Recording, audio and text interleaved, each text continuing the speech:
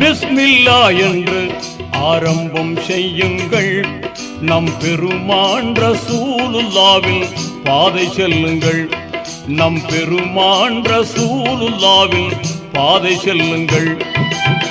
அருளாளனும் அல்லாதான், அன்பாளனும் அல்லாதான்.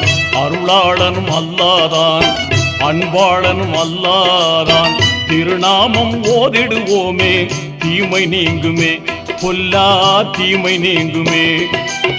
பிஸ்மில்லா என்று ஆரம்பம் செய்யுங்கள்.